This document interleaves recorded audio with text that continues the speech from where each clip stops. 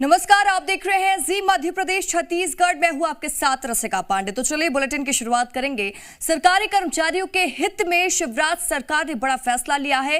राज्य शासन ने पेंशन नियम में संशोधन कर दिया है।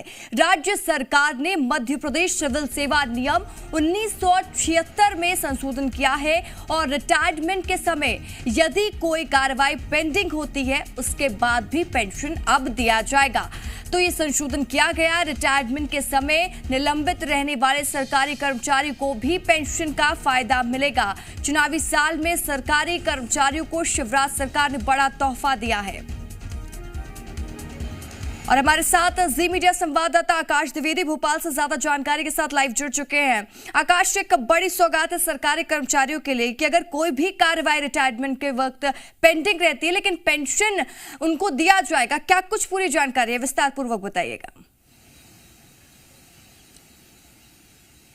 देखिए, दरअसल राज्य शासन ने पेंशन नियमों में बड़ा बदलाव किया है और ये बदलाव कर्मचारियों के हित में माना जा रहा है। दरअसल जिन कर्मचारियों के ऊपर कोई विभागीय या न्यायिक कार्रवाई चल रही है, अब वो कार्रवाई अगर पेंडिंग है तब भी उन्हें पेंशन की पात्रता मिलेगी।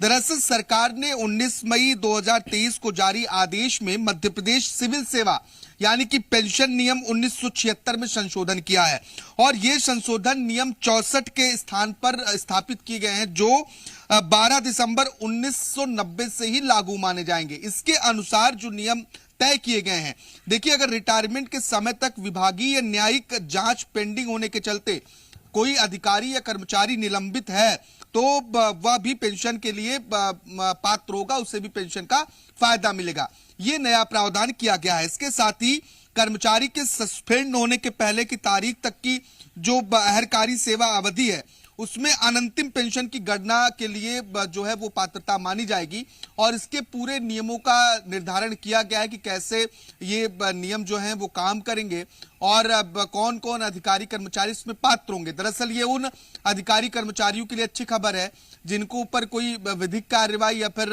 विभागीय जांच पेंडिंग है, तो ऐसे में उन्हें पेंशन की पात्रता के लिए जूझना पड़ता था, लेकिन इन नियमों के संशोधन से ऐसे अधिकारियों को फायदा होगा। आकाश, चुनावी साल है, इसका किस तरीके से अगर हम बात करेंगे कि नवंबर में चुनाव होने वाले हैं, तो किस तरीके से इसका असर दिखेगा सरकारी कर्मचारियों पे, किस तरीके से इसका असर देखने को मिलेगा?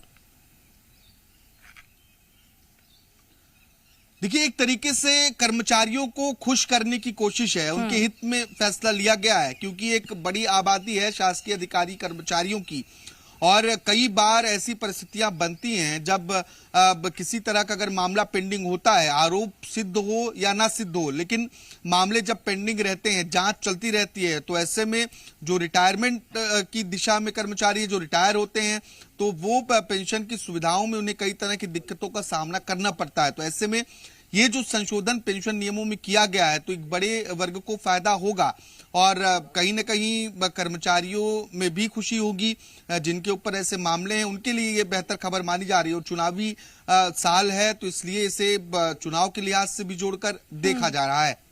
ठीक है आकाश, आप हमारे साथ बने रहिए, आगे के और भी अपडेट आपसे लेंगे।